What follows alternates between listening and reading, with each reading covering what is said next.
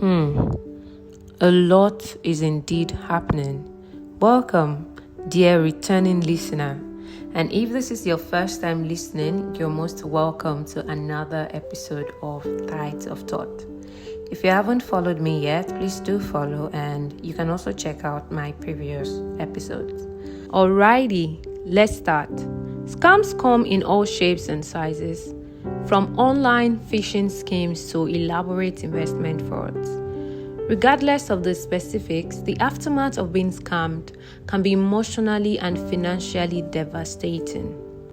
Earlier this week, my friend had an unforgettable experience, and she said she would love for me to share it with my listeners so that they could also be on the lookout for scammers out there and not be victims themselves.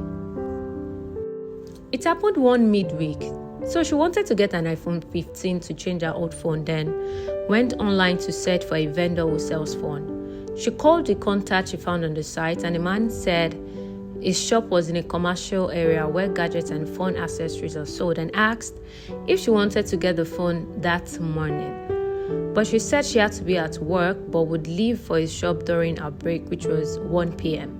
And the man said she should inform him before leaving. She called the man before 1 p.m. to inform him that she was about to leave. He said no problem and told her that when she gets to the shop, she should tell the lady there that he is her uncle. And since she'd be sending the money to his account, she agreed, thinking it was how they do their business. Afterwards, he described the shop to pick up the phone to her. When she got there, she met a lady at the reception, and she told her that her uncle asked her to come pick up an iPhone 15. The receptionist asked her to hold on because she hadn't received a call from anyone before this time. Then my friend called the man to narrate the state of things, and he responded by saying that she shouldn't bother, that he would place a call now, which he did. After dropping the call, the man called my friend back saying that she should transfer the 1.4 million naira to a verified account he had earlier sent to her on WhatsApp. She transferred the money to him and was expecting the man to call the customer rep to give her the phone. But the man didn't call. After sitting for 10 minutes and no call, she called his number and wasn't reachable. The rep also called him and she got the same response.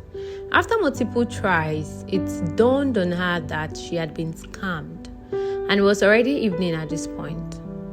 She reached out to the bank customer care to explain her ordeal, but she was told that the money had been transferred to another account, and there was nothing they could do to help her without getting a police report. She had no choice but to report the case at the police station. At this point, it was already late, so she had to go home. She told me that my last episode, What If, triggered her to share this experience with me because she also had a what if moment before the unexpected happened, but she ignored it. So if you haven't listened to my previous episodes, you can check it out. I'm sure you will learn a thing or two. Early the next morning, she was at the station, and after a while, she got feedback that the guy had been tracked, but it was in Benin and not Lagos. Hearing this, she said she just started crying again. The police officers assured her that they were still tracking the guy and would update her. I'm sure by now you would have seen some of her mistakes, but I'm not sharing this to pass the blame. While being scammed can be a painful and costly experience, it can also serve as a valuable learning opportunity. By arming ourselves with knowledge and awareness, we can better protect ourselves from falling victims to fraud in the future. The truth is, there are people out there whose joy is to make others cry and rip them off their earnings. May we not be victims of this kind of people. One must be cautious about deals that seem too good to be true. She later opened up to me that she got a 1.8 million naira pricing from a colleague of ours who sells gadgets, but because the deals online were cheaper, she went for it. I'm sure by now you'd have learned a thing or two. Thank you for tuning in. Please share with someone you might be saving them from this kind of experience. Until next time, Stay safe, stay vigilant, and guard your money well. This is Tosin signing out.